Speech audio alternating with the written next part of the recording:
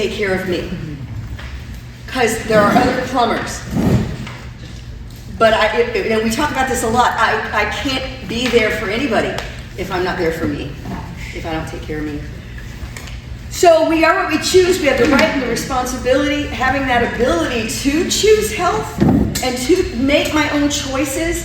We looked at the research that said that it actually lowers stress and makes pain more tolerable. So there was a study that we looked at that when we were looking at this seed that said that when I can manage my own pain medication, my pain actually bothers me less than when I have to rely on someone to do that for me, and I don't know when that's going to happen or if they're going to show. And then this is powerful, right? When motivation outweighs difficulty in making a change, then you change, right? Another way to say that is when where you are gets more unbearable than the fear of where you're not, you go to where you're not. And then we say, well, the steps are really to decide, to prioritize, and then to take action. Glad you're here. She's got your jam. Elise is your jam. All right, so that's that. That's this one here. All right, then we talked about rest. I feel like that was maybe in October. I'm not even sure. And we said, well, listen, rest is part about balancing. And we said it's not just about sleep type rest, but there are other types of rest, like mindfulness breaks throughout the day. And we talked about the Shirzad Shamin program, the positive intelligence. Every 2 to 3 hours, I take a 2-minute break, a tactile break, a visual, an auditory, something to build up my emotional resiliency, to put emotional deposits in my account so that I can make withdrawals throughout the day without going into the red. We talked about other types of rest too, just periods of calm, exercise, any type of movement, positive interaction, quality relationships. Elise just said, I felt more rested after I hugged my friend, and I was already pretty rested. So this is a type of rest. How many of you know that being with difficult relationships is not restful? Oh yeah. Rather it's stressful. Brenda. I was just going to say, sleep number bed. Sleep number bed. No, really, it tells you everything about your sleep. It tells you how often you woke up, how restful it was, what your heart rate was, what your breathing rate was. And it kind of, and then you get a monthly thing. How did you do for the month? So they actually did. We've both been sleeping much better. All right, so Brenda's saying if I'm more informed about my sleep quality, then I can do a better job because I can figure out what's going on. And so this printout with sleep number bed, I actually don't have a sleep number bed. I just have a vibrating bed, which sounds nasty. Yeah.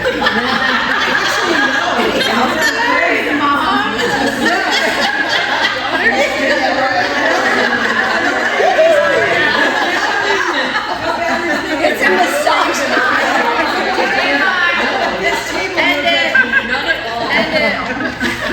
And it adjusts. We want one.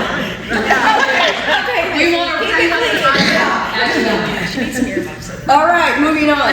We also have Shabbat, right? The Sabbath rest. So my friend she calls herself a Reformed Seventh-day Adventist, says, no, but I kept that. Sabbath is Saturday and Sabbath is downtime. Yep. And Pam, you need to do the same. And she checks on me. That's Sylvia, at least. Also, staycations and vacations, and yeah, that's it. That's that whole category. But regular sleep is critical. If you're not getting sleep, you're not recovering in body or mind. And so if that's a problem that you have, address it. Get a sleep protocol, get a sleep hygiene program in place, take some natural supplements, find out some foods that help lead into sleep. Ollie Sleep is a great natural gummy that has L-theanine in, which is the amino acid that produces sleep. And so address that. Don't let that go. I have clients come in and say, I've never slept well, and I'm 60. That's a really long time, and you just can't function.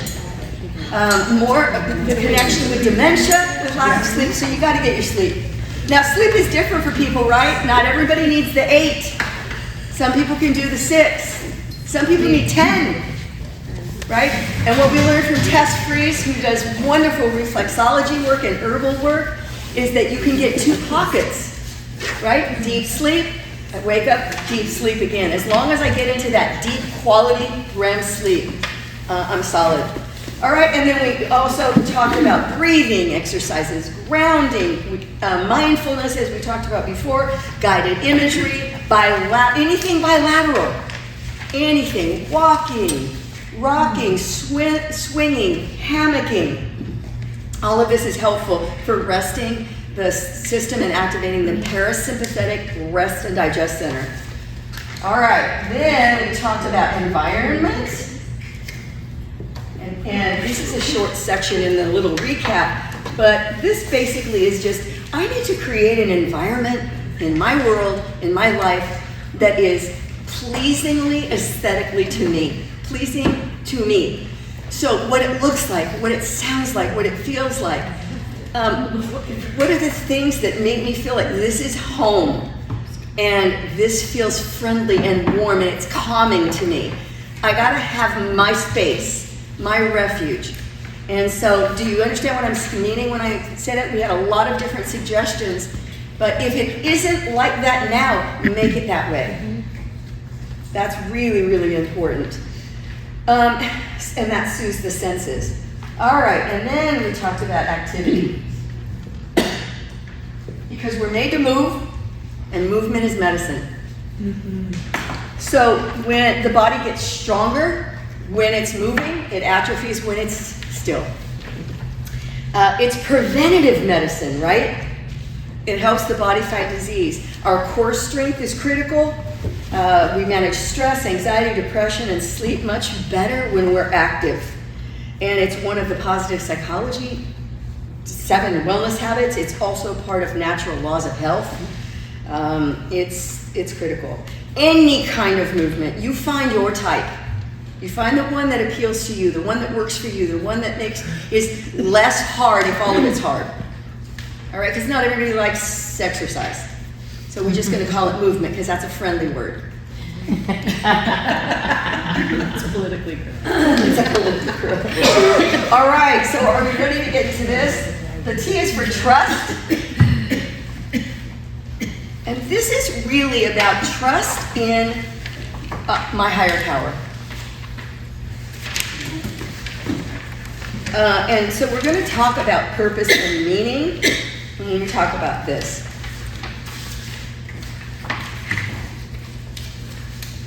One of my clients said to me this morning, I don't feel like I have a purpose anymore. And I said, then we need to discover a purpose because we do not function well without a purpose. We need to always have a reason for being here, a reason for waking up, as something to do. People who have loss, people who are grieving, even if what they have to get up for is to feed their dog, this is a short-term purpose as they find a new purpose. I was just with one of my friend from 9th grade. Her husband passed away in a 4-week illness, very sudden. And she said, I am in the process of discovering what's next for me because this is a huge shift. I've been with him for 48 years. And so far what I know is I like car detailing. I said, well, you've always liked to clean. I do remember that about you. I always tried to bribe you to come to my house. And she said, yeah, I'm really liking it. It gets me out. It makes me feel productive. I'm doing something for someone, which is also one of the wellness habits. But right now, I kind of feel like I'm in that shift. I'm kind of in that limbo, that the finding of purpose. So purpose and meaning, super important. When we have purpose and meaning, when we have dreams, when we have goals, when we have something that we haven't done yet, guess what happens? Suicidality decreases. Depression decreases. Lots of studies on this. And only you can do you. No one can do your life for you. There's only you. to do this job of your life. And Viktor Frankl says, everyone has their own vocation or mission, and he can't be replaced, and his life can't be repeated. So everyone's task is unique, just as is that person's specific opportunity to implement it. So I tell my clients, just show up and do you, with all the flaws and with all the weird stuff, and because we're all a work in progress. So all we can do is the best we can do at any given time, and that is good enough. Your good enough is good enough. And that's the hard part, is to not self-isolate. To not self-isolate or self-deprecate. Yes, when you feel like you're not doing enough, or you don't know what to do next, and so your first instinct is to curl in a little ball and hibernate. And sometimes it's just, okay, I need to find just a little something that I'm going to do today. A somewhere I'm supposed to be, something I'm going to, just take a shower. Just go to Starbucks, even if you're just sitting there by yourself. There's stuff happening around you, and maybe that's too much. One lady that had confirmed for today said, you know what, I'm having a panic attack. Yeah. I can't get there. Yeah. And I said, I understand. Try to breathe through it and see how you feel at 11. Yeah.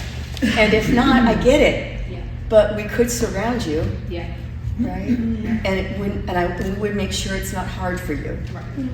But that's good, watching out for her and her own boundaries Right. of what she can do and can't do. Right. Yeah. So, who in the room has had a really significant loss? Yeah. Right. Look, we can relate to.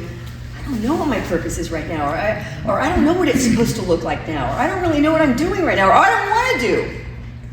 I just want to curl up in the ball, because it all seems hard, and it all seems big, and it all seems unmanageable, and that's why we need people. I'll never forget when I got divorced. I don't know if Elise knows this, but one of my friends called me every morning for a month and a half. Get up, there's coffee on your porch. Because You can do this. 3,000 miles away, she would call me every single day for And that is so just to make meaningful. sure I was walking out of the house for something. Yeah. Okay, they're connecting. I haven't seen her. I'm sorry. Oh, I thought you were saying, like, you guys have been there for each other. Because I happen to know that. Yeah. She has seen me at my worst, and she has been the best. And she keeps coming back, which is the best. She has seen me at my worst, and she has been her best. Wow. Hallmark, thank you very much. Did you record yourself? Again. Hey, It's already written you down. gotta produce 15 of those in a minute at Hallmark. All right, so how do we find purpose and meaning? So Dr. Seligman says in positive psychology, remember all those studies he did in the 80s, what is going on with people who are doing well? What? We need to study them. Like, we know a lot about the people who aren't doing well, but what about the people who are? And so, as we've talked about this a lot of times, but he identified, hey, there are 7 characteristics we keep finding in these people who are living fuller, richer, purposeful, meaningful lives. And it was this stuff that you guys already know, and there's a podcast on it on school. Oh, yeah, right. Optimism and gratitude, caring for someone, someone, anything, random acts of kindness, paying it forward kind of stuff. The stuff you do and you don't tell anybody. And you feel so good that you did that. Movement, flow, and diet's in there too. Flow, being in my flow, relationships, spiritual engagement and meaning, which is what we're talking about today, and focusing on my strengths and virtues instead of my weaknesses and flaws. Because we really are geared toward that shame piece where we look at the flaw. And what if it doesn't matter? And what if I can't do it? And what if it doesn't work out? And we need to ask the opposite questions. It could work out. What if it goes great? And like one of my clients said, man, I had this heart scare and I thought that I was going to die. And what ended up happening is I started asking myself questions, and the questions were, how would I feel if I didn't do this thing? And I did die right now. And he said, and I started doing a lot of different things. I decided I can buy that RV. I'm going to buy that RV. I am going to travel with my wife because it's worth it to see her feeding the ducks on the pond. Just seeing the smile. That is more important than the fear of the RV that will devalue the minute I take it off the lot. Right, so that wake-up call, that moment of, oh, what am I doing? I thought I had all this time, but I don't know what I have. And then I love the PERMA questions. I don't know if you've heard of PERMA, but it stands for positive feelings, engagement, relationships, meaning, and accomplishments. PERMA. This is from a study by Goldsmith in 2015. And there are 4 questions in there. And the questions are, hey, did I do my best to be happy today? Did I do my best to be joyful today? Did I do my best to be grateful today? Did I find meaning? Did I build positive relationships? Or did I build positivity in a relationship? Right, I can tweak the question a little bit. And was I fully engaged today? Was I in? Did I show up? I love those questions. These are easy questions for us. Hey, how did I show up today? Did I do my best to find the good, the grateful, the joy? What was meaningful today? Hey, if it's a hard day, like the kind you're talking about, Joanne, maybe my meaningful is I did get up and take a shower. And I am grateful that the water was hot. And you smelled my hair. And I smelled your hair. I did. Yeah. So try the PERMA questions. All right, so we're going to differentiate, of course, between Bridget. Oh, no, we just. Oh, her? Oh, that. Purpose and meaning and happiness, right? Different. All right, according to this one study, it said purpose and happiness are distinctly different, right? Concepts. Feeling a sense of meaning in your life can be a key factor for happiness, but it doesn't necessarily work the other way around. And happiness changes, right? What is a good idea, what brings me joy, what I want to do at 20 might be different at 30, 40, 50, etc. I do still like the roller coasters, but excitement when young, peace when old. I'm looking for the adventure. Now, just because we're getting older doesn't mean we're not looking for the adventure. But my clients, as they age, they tell me, I just want everybody to be harmonious. I just want peace. It's harder to navigate through the waters of conflict at this point. So purpose and meaning changes after big life events or crises too, right? So my client, who's the plumber, yeah, I don't know, there's a lot of plumbers. Do I really want to do those really hard plumbing things right now, or do I want to do the easier ones because I've done this for 30 years? And do I want to fill my time with maybe going to the prison, because I was in prison before and I can relate to prison and I can probably help people there. And so he's doing these big shifts. And I gotta tell you guys, I'm almost always wrong about marriages. When I met this couple, I note to self, not gonna make it. But they're wealthy. No, I didn't do that. No, I didn't. I said, they are not going to make it. They could not get through. I had to sometimes just separate them in session. If you're not holding the talking stick, you don't get to speak right now. Many times somebody rushed out and we didn't finish the session. I charged guard anyway. Of course. You don't get to abandon the session and not pay. I'm sorry. Because I'm still regrouping myself over here after you guys had the thing. And they are doing well. They are flourishing. I tell you what, I literally about 80% of the time I'm wrong with this thing, so I just try to pull back and not even make any judgment and just see what can happen. Anyway, purpose and meaning includes, by the way, did you guys see I ran out of time? Not at all. I just love that I can show up like this. It's totally flawed with you. Purpose and meaning, well-being, belonging, recognition, personally important activities, and spirituality. It's all of these things. So we're going to look at all of those. Well-being. Well-being has to do with, what am I thinking? What am I saying in my head? What is my self-talk like? And how am I talking to you? My internal and my external talk. They both matter. It's also stress management, self-care, movement, and nutrition. All of it. All right? Well-being has 4 neuroscientifically validated components. So, positive mindset. This is all the stuff about cognitive behavioral therapy. And here's what we know about that, right? The way I think determines how I feel, what I believe, and how I act. And there's consequences to all of that. However, I have to work it backward because it's easier to behave my way into a new way of feeling, believing, and thinking than it is to think my way through new beliefs, feelings, and actions. So I just do it. I do it anyway. I fake it till I make it. Right? When I want to curl up in that ball, I get up anyway and take the shower.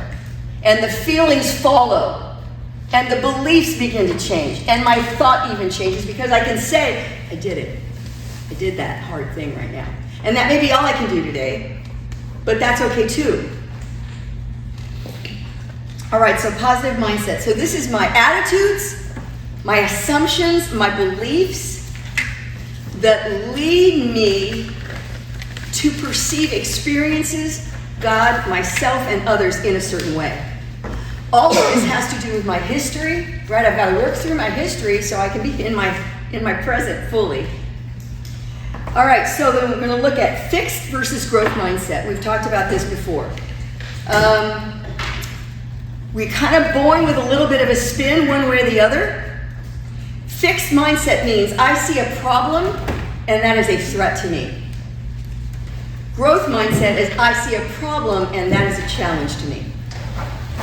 So it doesn't ignite as much fear response in it.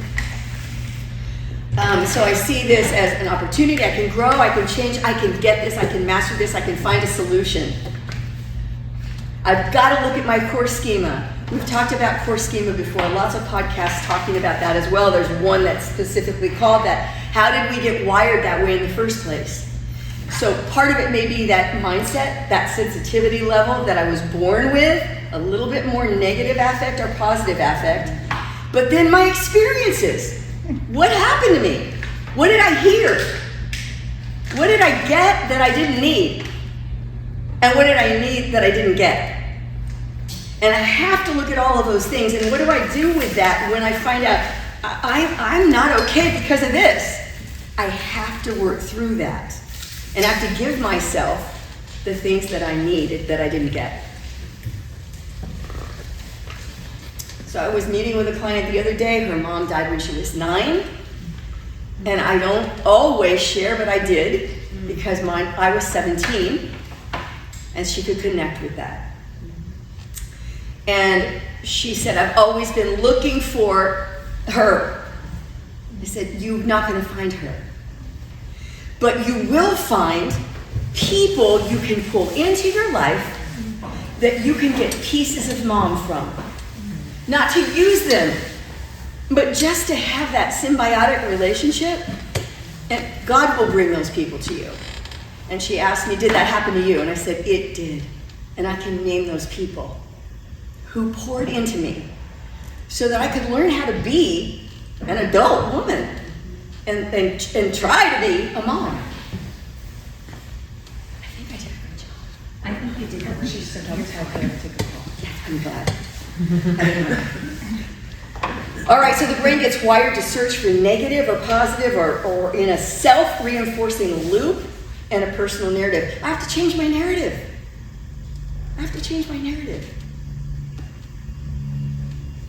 One of my clients came in and said, I was just asking my wife when she was going to be back from going to somewhere, in North Carolina I think it was, to help her mom recover from surgery.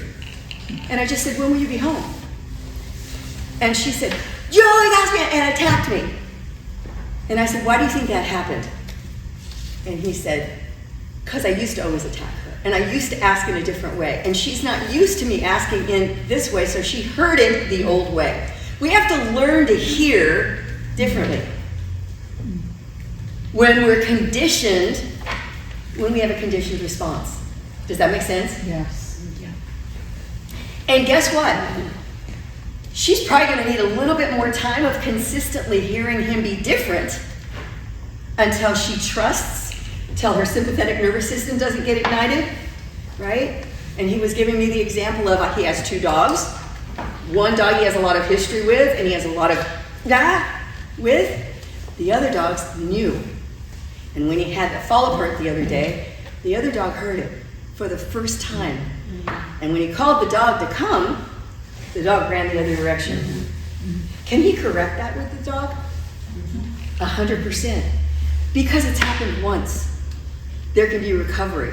When I was teaching trauma to a group of educators and administrators from Costa Rica a week ago, or 2 now, I don't know how long, I said, you guys are all teaching to human trafficked kids, to orphans.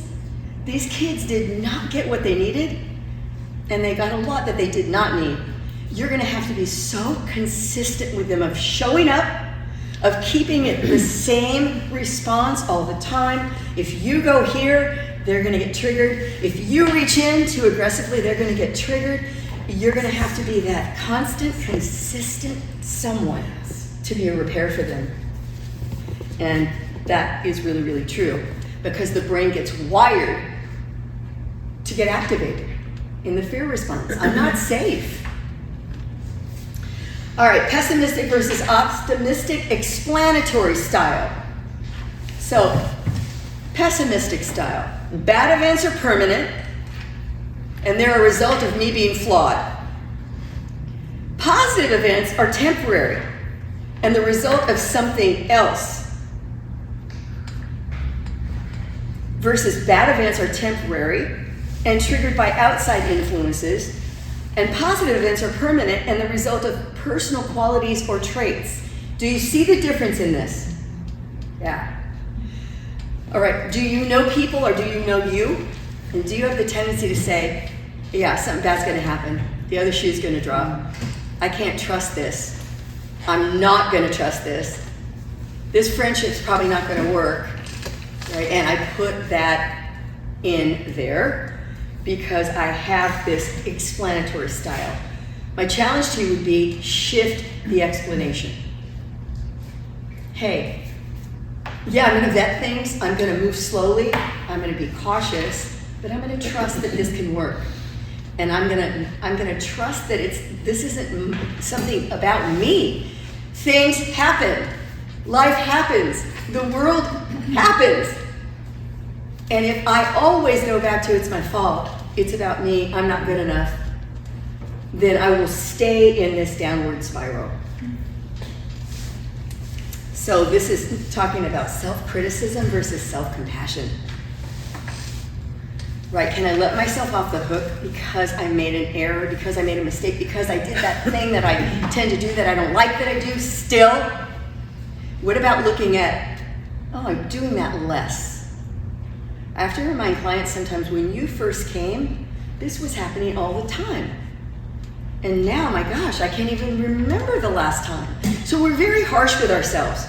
So we want to use the bestie approach, right? You're going to check with your bestie. And you're going to talk to yourself the way you would talk to that person.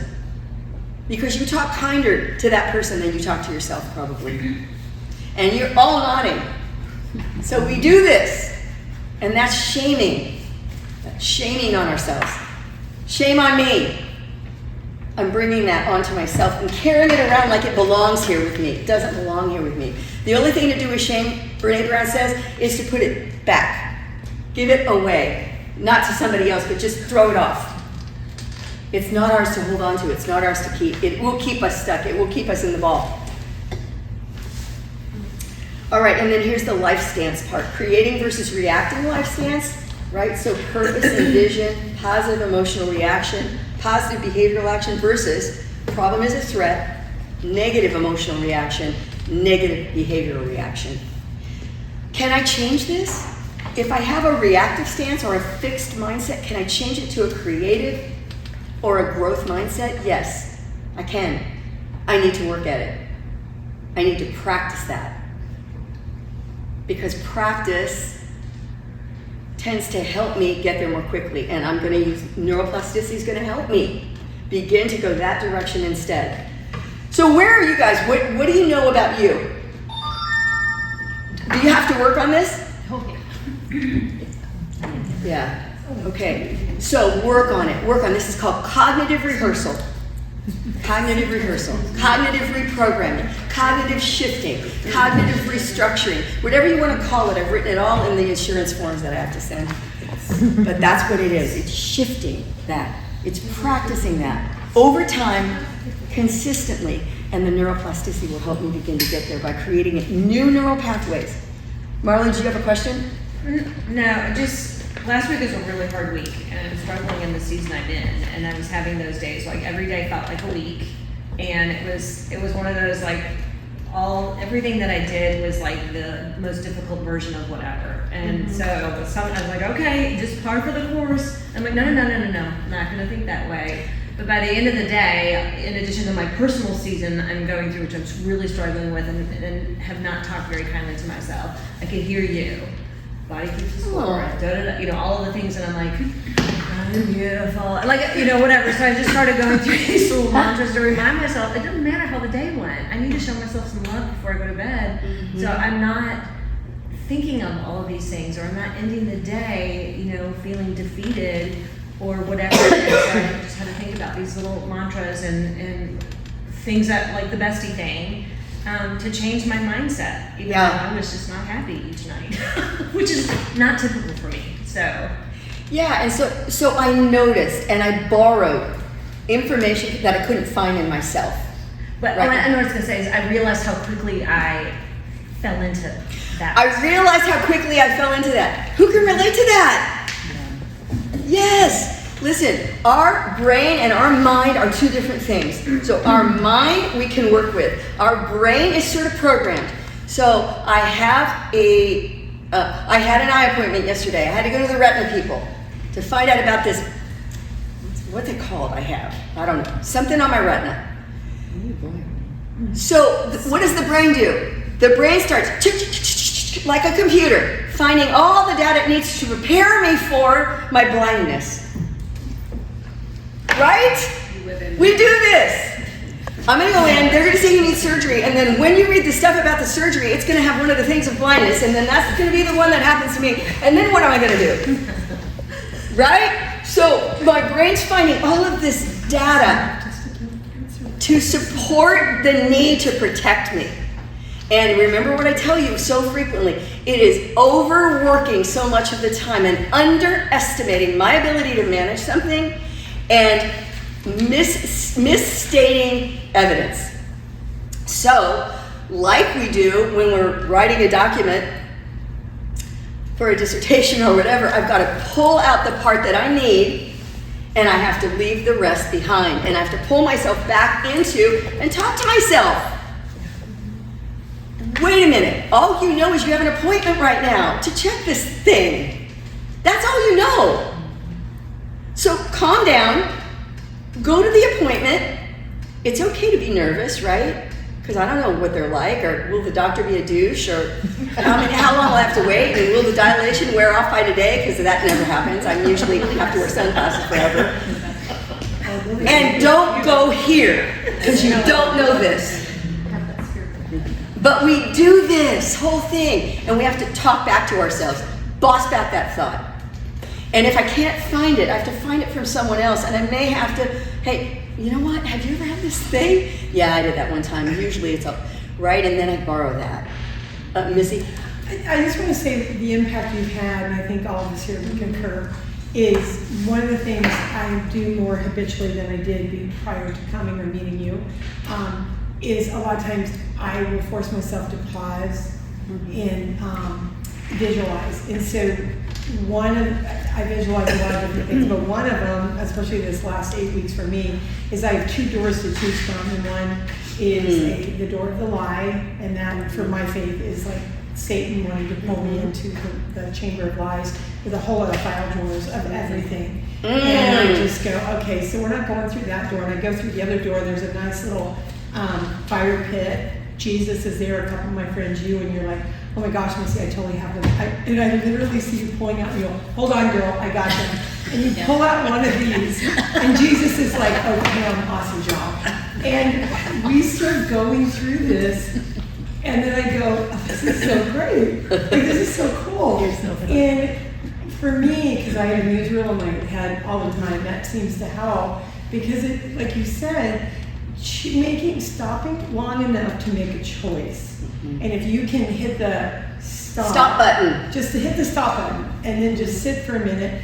But again, for those that aren't on the shrink wrap, I have pulled over again in this last 8 weeks multiple times just to go, okay, I just need something out of Pam's final drawer. Jesus is right there too. But it's just so powerful what you do, because in our faith-based arena, they talk about Jesus, and I get it, and I love him, and I love the time. But I'm like, I need a little bit more visual here. Like, come on, I need a little bit more. And you add that component. But it's a gift. It's really, so when we leave here, I put this in my file, but I really Not the use, circular file. not the circular, not the dark one, but in the good, it's the Jesus. Well, I it's the love Jesus that you're one. talking about a visual that you get, right? And I can see this is that door and this is that door, and I see what they both look like, and I now am choosing. That door is not going to be helpful to go in that door. Like that door is going to lock on me, and this door looks more appealing, and I'm going to choose to walk that direction. But it looks attractive. It looks attractive.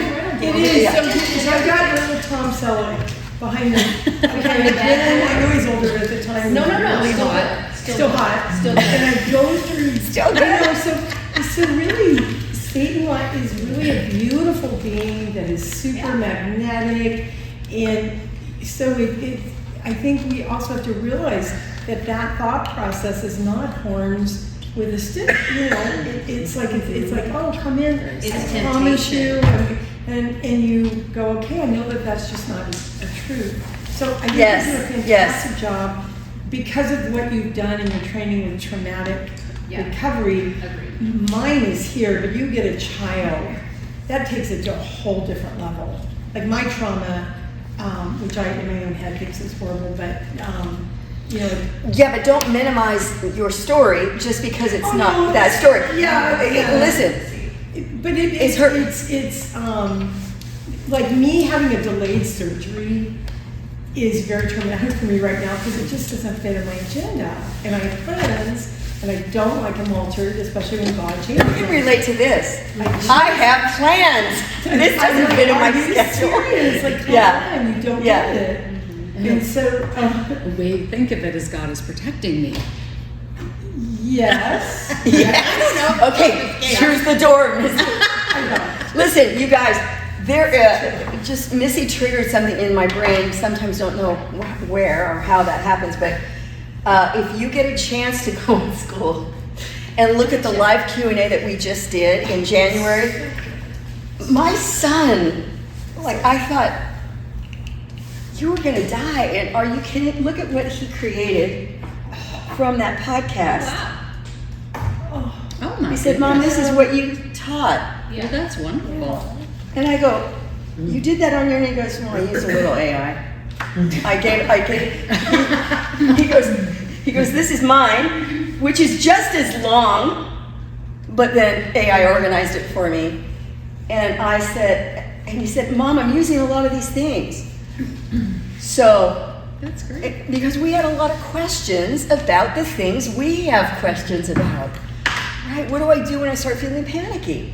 What do I do when I'm feeling depressed? How do I get out of that? So I was going to say, early on when I was still in Virginia, I was assigned to a trauma counselor, and one of the things for me to visualize something, and she goes, you're a semi-truck that's going up the mountain. You're going up slow, but you will get to the top, and going downhill is always easy and brakes are off. So you can't compare your journey going up to somebody else's journey going up in a little tiny little, Porsche that's going up, and you're in the big giant semi truck with all the baggage in the back. So That's good. yeah, life is is. Yeah. I know, me too. I would love that. But Listen, and sometimes somebody's going to be on the lift, yeah, and they don't even have to drive, and that's Yeah. awesome. Other times, I'm going to be yeah. gear shifting and going slow. Sometimes you're going to be in the car and you're going to go fast, and sometimes you're going to hit that. Wow, wait a minute! I want to get in the truck now and go slow. Yeah.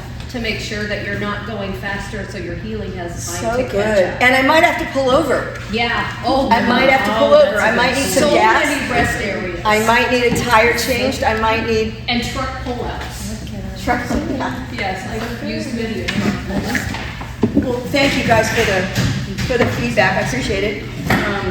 Obviously, that's why I do this to help. Yeah. All right, mindfulness and presence. We're not going to get through the rest of the second part, but mindfulness and presence, living in the present. Okay, that's part of what we were just talking about. I got to bring myself back into the present, sometimes back into just the moment I'm in right now, but certainly to this day versus tomorrow, a week, and all of that. Mindfulness is attention in the here and now, actively focusing on the now. And breathing's going to help me do that. Grounding exercises are going to help me do that. Meditation will help me do that. And you have some information here about the Mindfulness Awareness Research Center at UCLA. Take a look at that. Chill, OMM, just for some mindfulness stuff. Generosity. Again, this is going to brain circuits foster well-being and kindness and compassion and positive emotions. And this can create an adaptive or a positive feedback loop. Generosity. And we talked before about, money when we were talking about Deepak Chopra's stuff, right? Because when I hold on, I stop the progression, I stop the flow of energy. When I release, it continues to cycle. And I don't want to ever block energy, right? And then this all increases resilience, which is my ability to bounce back. Great book, Road to Resilience. So I think we're just let's try to get through just this first part. So belonging and recognition. Belonging and recognition. We've talked a bazillion times about we have to belong. We have to feel connected. We have to feel like we fit somewhere. The reason I started searching for my birth mom, the reason I started searching for my history was because I read a book called The Missing Piece. And I said, that's how I felt my whole life. I don't fit. I don't like that. Yes. And I read the story of the woman who was adopted out for me. I'd still do it again because it's a part of me. It's a part of being accepted. And even accepting my story, right? We have to accept our story. Letting go of control. How about that one? Letting go of expectations. I have things planned. This is really getting in my way. And Marsha Linehan, if this is a struggle for you, radical acceptance is the way to go. Dialectical behavioral therapy. Marsha Linehan says, let go of the illusion of control, because it really is just an illusion. We don't have control over our kids. We really don't. All we have control over is how we parent them, the opportunities we expose them to, those kinds of things. They're going to choose their own partners. They're going to have kids or not have kids. They're going to choose their profession. They should choose those things, right? So we've got to let go of controlling other people. We control our choice, our attitude, and we have to control our expectations too, right? Premeditated disappointment sometimes with those expectations. All right, so Marsha Linehan says, hey, accept reality for what it is. Accept that what's causing you pain can have a benefit. Know that life is worth living even with pain in it. And turn your mind willingly and willfully. So I will myself to turn, to shift. And I'm willful about it. I'm willing and I'm willful. We have to feel valued. We have to feel validated. This is part of that purpose and meaning. We have to feel like we matter. We have to feel like at least one person alive gets us. Can I just give one quick? Yeah, of course. For me, it's been a great show. So, I get a lot of spam calls. And one thing I started doing about a year ago, which is kind of fun, is I just, if I know it's a spam, I answer a national prayer line. And they don't know what to do with it. So they either hang up, literally, they either hang up, which I go, okay, people make me off that call list, or in the last year, probably 5 people, and they're all usually out of another country, stay on, and I'm just going, I know you're paid, but is there anything I can pray for you? And talk about I love it, the spam. I was a little The spam ministry. No, it is. I know. was a little cranky coming here today, and I love that. I was running late for another meeting of that, and I did this spam call, and it's like, I so do not want to pray for you right now. I don't like, and I answered it driving, and it turned out to be like 4 minutes of heaven, which took, number one, it took it off of me, and my my little store I want to choose, and I was definitely not choosing the truth door. And it was just like, he was in tears because you don't know what this means to me, that you prayed over these from India. And I thought, who won here? And I thought, I don't think it was him. And so I think if we, and you're really good at this, again, I get a lot of this from you, Pam, is when we're really good about taking that little nugget that resonates with us, and how does something show up in my life that I can change, I can switch it.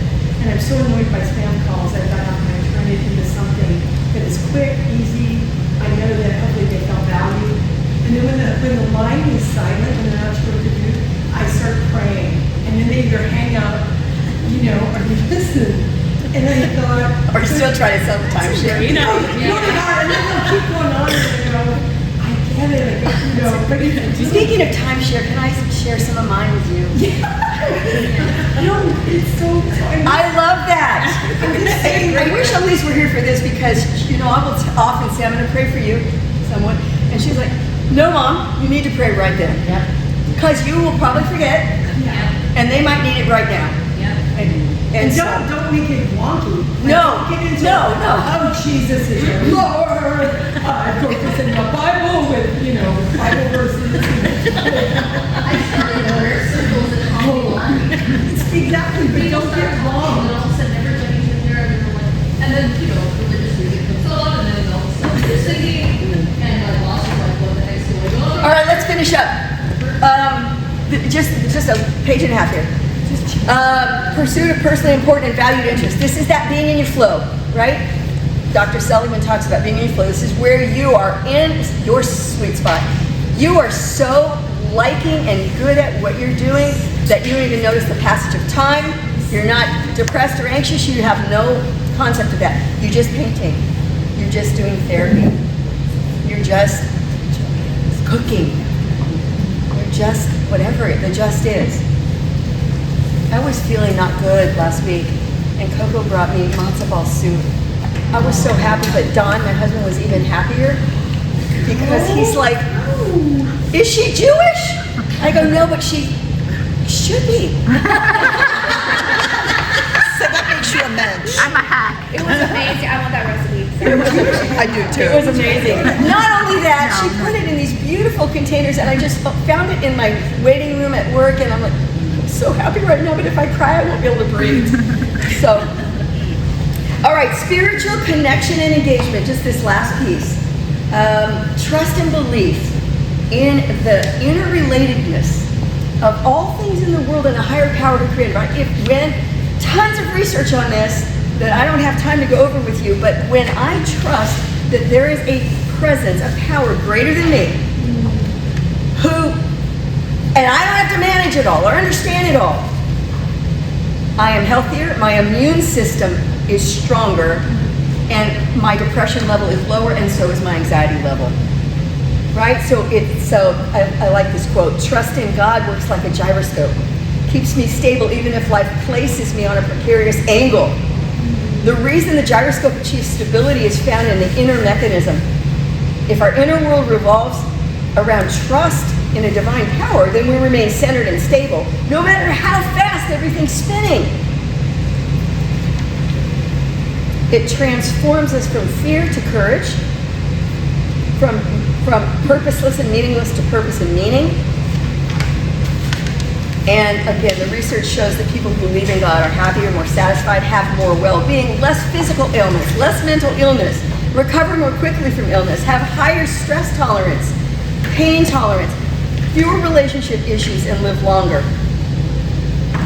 Ted Hamilton says that research shows that a belief in a higher power releases healing hormones, oxytocin, that contribute to insulation, immunity, increases resiliency, resistance, and resourcefulness.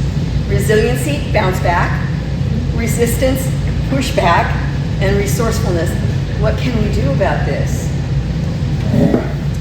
Any concern too small to be turned into a prayer is too small to be made into a burden. And we love the author of Stuart Little and Charlotte's Web, E.G. White.